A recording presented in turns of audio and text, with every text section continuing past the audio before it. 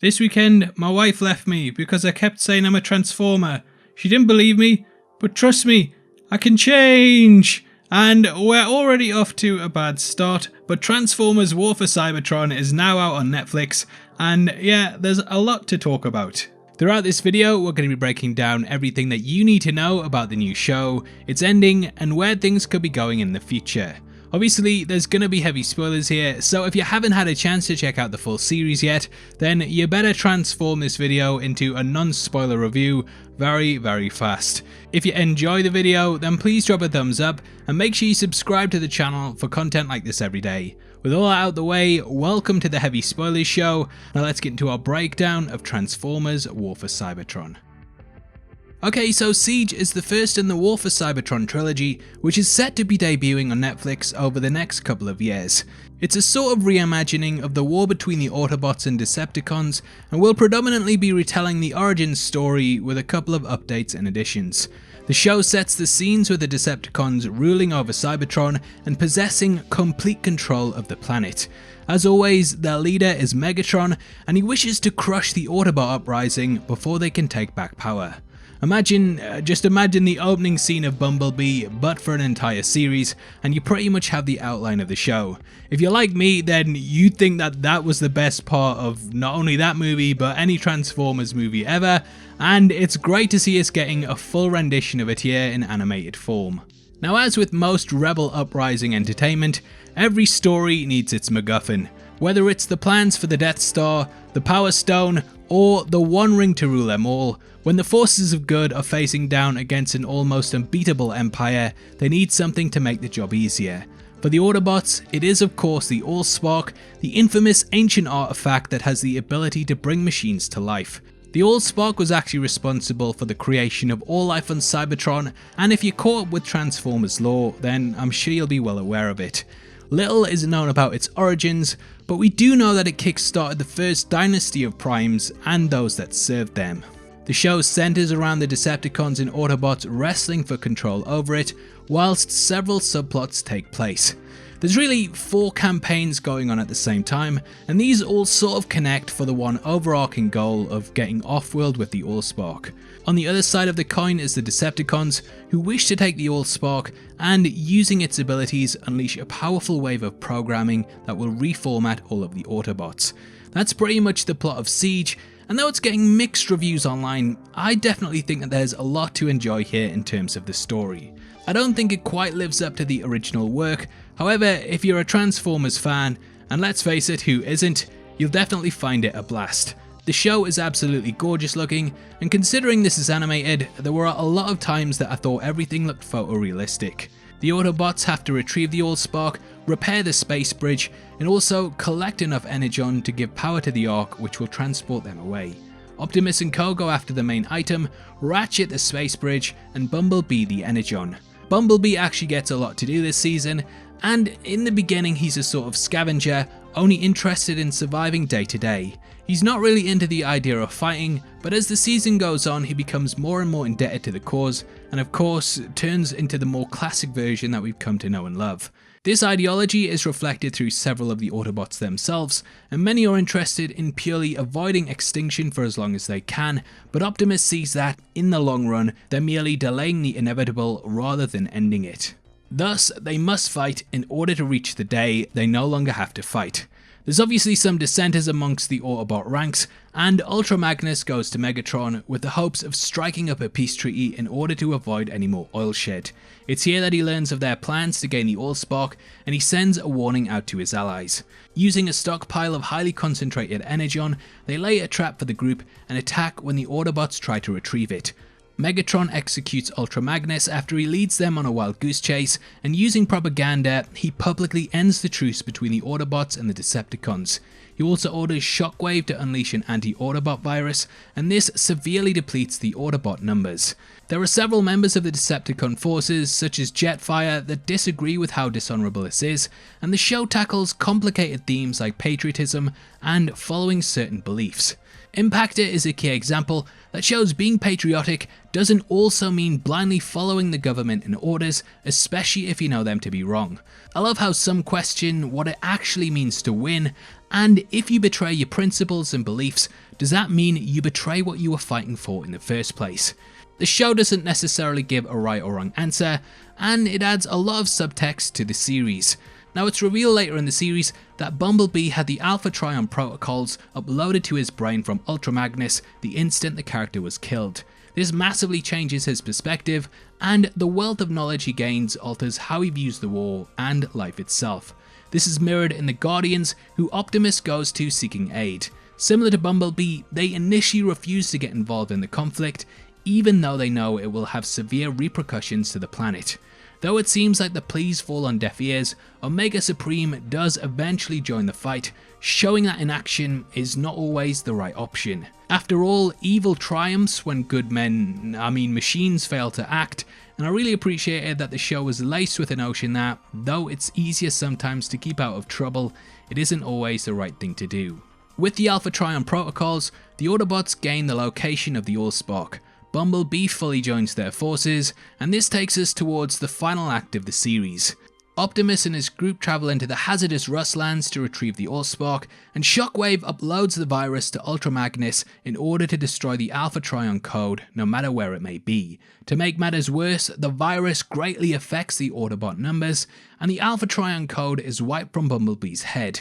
Against all odds, the group succeeds, and they manage to retrieve the Allspark, Energon, and repair the space bridge. Optimus rides there with the Allspark, whilst Elita 1 and her forces try to create a distraction for the Decepticons. Unfortunately, Megatron realizes that Optimus is heading to the space bridge with the Allspark, and the two face down there. Now, it's a brilliant battle, and I absolutely loved seeing the two face off against one another. They don't get much screen time against each other in the series, but you know, these little moments, they're few and far between, and you really got to appreciate them. Megatron sees Optimus as a traitor for wishing to destroy the planet that they live on, and juxtaposing this, Optimus sees his tyranny as something that has instead led to its downfall. It really makes you feel like Cybertron is lost, and Optimus himself almost loses the fight against the villain. Luckily, Bumblebee stops Megatron from taking the Allspark, and in this moment, Optimus launches it into the space bridge, sending it to parts unknown. Impactor sacrifices himself, and Elita 1 launches the Ark, heading towards the space bridge to provide a vessel for the Autobots to escape the planet. Just as it seems the Decepticons are closing in, Omega Supreme arrives and fights on the side of the Autobots for the good of Cybertron.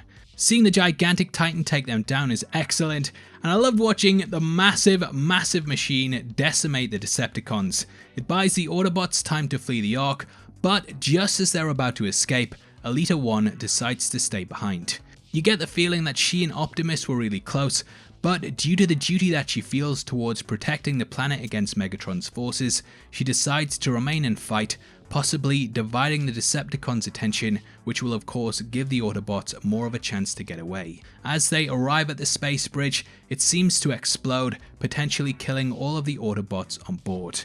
This leaves Elita 1 wondering whether her friends made it out or not, but she vows to continue the fight in honour of them. Jetfire arrives to beef up the numbers, and you really get the feeling that even if their allies are potentially gone, they won't stop fighting. But what of the fate of the Ark? I tried to sound epic there, but it failed a bit. Now, I don't think that you need to be Alpha-Trion to know that the Ark actually made it off the planet, and after the series comes to a close, we're treated to a cool little post-credit teaser in which we see the lights of Teletran 1 power up. This cements that the Autobots did indeed escape Cybertron, and that they survived the trip through the space bridge. Teletran 1 is of course the sentient computer system that runs the Autobot Ark, and thus it activating showcases everything on board is okay. Now, there's primarily two theories surrounding this, and the first one is that the Autobots made it to Earth and the military or some other agencies are coming to investigate what crash landed on the planet. The second is that they're in space and have encountered other life forms.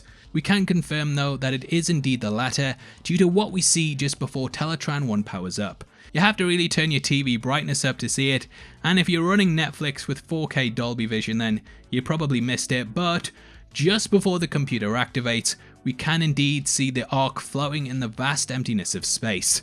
So they are okay and have indeed come across someone. Now, who this is up in the air, but it is likely the Quintessons due to the fact that, well, a new toy line has been launched for the series. The Quintessons are actually an ancient race that are known as galaxy-wide traders and businessmen. They possess advanced technology and travel the universe looking for life forms to deal with. Thus, it does make sense that an unknown vessel in space coming across the Ark would be interested in getting closer to it. I actually think that the Ark may be very low on power, and thus they'll trade with them in order to find a way to repair the ship and continue their journey to the Allspark. Now as for the Allspark, though we don't know for definite exactly where it is, the fact that the next part of the trilogy is called EARTHRISE, it does kind of give it away. I think that next time Optimus will take his forces to Earth, and this will hammer home Megatron's comments on how the Autobots were happy to devastate other planets with their war. Let's face it, they have to make it to Earth at some point in order to tie in more with the Transformers legacy that's come before, and with a title like EARTHRISE, it does make a lot of sense. On top of this, another big question that hangs over the show is, what happened to Omega Supreme? Well, personally, I think that the character actually perished in the explosion that we saw at the bridge. I know that's an unpopular opinion, and I've seen a number of theories saying that he may have went with the Autobots, but I'm not exactly sure if this is the case. Personally, I think that his death will snap the Guardians out of their apathy, and they'll realise that this war will eventually reach them if they don't act quickly. This will force them to choose a side, and it will definitely elevate the series in several ways. Megatron will of course be worried that the Guardians may actually join the battle, and thus I think he will either try and win them over or exterminate them completely. I feel like next time we will see the war continue on Cybertron whilst Optimus and his forces try to obtain the Allspark on Earth. I think Megatron will send key Decepticons to get them, and we will see as the war plays out across the universe with the Guardians becoming involved too. I also think that, though the Alpha Trion protocols may be gone from Bumblebee's head, that there will be a way to retrieve them, and this will provide the Autobots with information on what to do next. Some of the Autobots also getting left behind on Cybertron is a really interesting aspect, and hey, I'm very hyped for what comes next. Now before we get into the rest of the video, I just want to let you know we're giving away a free copy of the MCU Infinity Saga box set to one random subscriber. All you have to do to be on the chance of winning is like the video, subscribe to the channel, and leave your thoughts on the series in the comment section below. The winner is going to be chosen at random on the 15th of August, and the set will be shipped out from then to whoever gets the prize, so best of luck to everyone who takes part. Okay, so what did I think of the series as a whole? Well, whilst this is getting called too dark and too short, I actually disagree. I think when the trilogy is fully available and we have the entire arc, excuse the pun, things will make a lot more sense and there'll be a lot more dynamism to the piece. For a first chapter, I think this is the perfect length, and it brilliantly puts the pieces in place for a lot of potential avenues in the future. Sure, it wasn't perfect, but I think when the dust settles on the entire trilogy, this will be a lot better as a part one-er. Overall, I had fun with War for Cybertron, and this is an easy binge that gets a 7.5 out of 10. Now obviously I'd love to hear your thoughts on the show and what you took from the ending. Comment below and let me know, and if you enjoyed this video then make sure you check out our theories on the Umbrella Academy, which is going to be linked at the end. If you want to support the channel and get to see content early, then please consider clicking the join button below. You can also come chat to us on our Discord server linked in the description, or at Heavy Spoilers on Twitter. Anyway, thanks for making it until the end of the video. You've been the best, I've been Definition, and I'll see you next time. Take care, peace.